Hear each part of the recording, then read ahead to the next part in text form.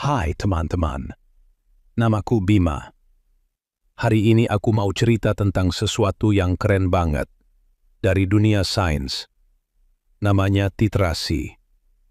Titrasi itu kayak eksperimen buat ngukur berapa banyak zat yang ada dalam cairan. Biasanya kita pakai titrasi buat tahu seberapa kuat asam atau basa dalam larutan. Jadi kita tetesin cairan satu ke cairan lain sampai warnanya berubah. Nah, warna itu kasih tahu kalau zat-zatnya udah bereaksi semua. Di dunia kefarmasian, titrasi penting banget loh. Misalnya buat ngecek apakah obat cair punya jumlah zat aktif yang pas. Jadi, kalau bikin obat di apotek atau pabrik, harus akurat kan? Nah, titrasi bantu supaya obatnya aman dan efektif buat orang yang minum. Nih contohnya, reaksi titrasi antara asam kuat sama basa kuat. HCl, asam kuat, plus NaOH, basa kuat.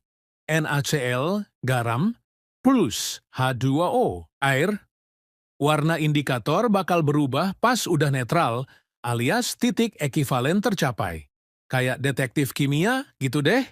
Praktikum titrasi asam basa. Ayo kita cari tahu, biar nggak penasaran lagi. Hari ini kita bakal main-main sama larutan. Bukan buat sulap, tapi buat ngetitrasi HCl alias asam klorida. Kita pakai larutan NaOH sebagai lawan mainnya. Tenang, mereka nggak berantem kok. Cuman saling menetralkan aja. Alat dan bahan yang dipakai. Larutan HCl, asam kuat. Tapi jangan takut, dia diam aja kok. Larutan NaOH 0,1 m, basa kuat. Ini yang udah kita tahu, konsentrasinya. Aquades, air suling. Biar alat bersih kinclong. Bukan buat diminum ya. Indikator PP, phenolphthalein. Ini kayak lampu diskonya.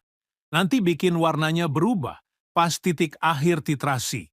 Yuk, kita intip proses titrasi asam basa sambil cari tahu kenapa praktikum ini penting banget, apalagi di dunia farmasi.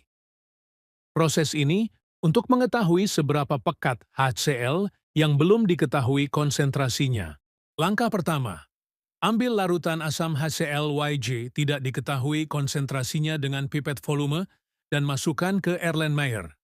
Langkah kedua, tambahkan 3 tetes indikator PP. Langkah ketiga, isi buret dengan larutan basa NaOH 0,1 m.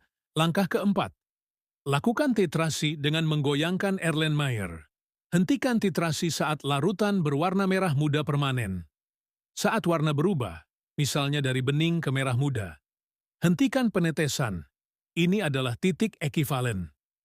Lalu catat volume NaOH. Rumus perhitungannya adalah M1 kali V1 sama dengan M2 kali V2.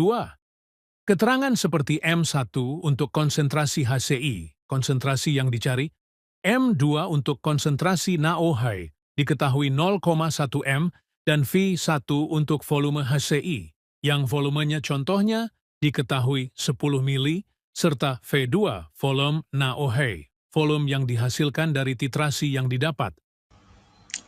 Halo semuanya, perkenalkan nama saya Mas Hayu Faradia Suhadi dari kelas 2C. Video ini saya buat sebagai salah satu tugas untuk memenuhi nilai mata kuliah kimia farmasi kualitatif. Melalui video ini saya ingin memperkenalkan dan menjelaskan secara sederhana mengenai titrasi asam basa, mulai dari langkah-langkahnya hingga alasan kimiawinya. Kesimpulan dari video ini adalah titrasi asam basa merupakan teknik laboratorium yang sangat penting, terutama dalam dunia farmasi. Melalui titrasi ini kita bisa mengetahui konsentrasi suatu larutan dengan presisi tinggi, menggunakan reaksi antara asam dan basa yang dikontrol secara bertahap.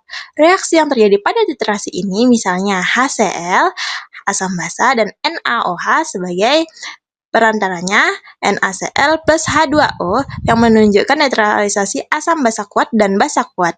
Dengan bantuan indikator seperti phenolphthalein, kita bisa menentukan titik ekivalen yaitu saat jumlah mol asam dan basa sama. Dari setelah perhitungan konsentrasi bisa dilakukan dirasakan.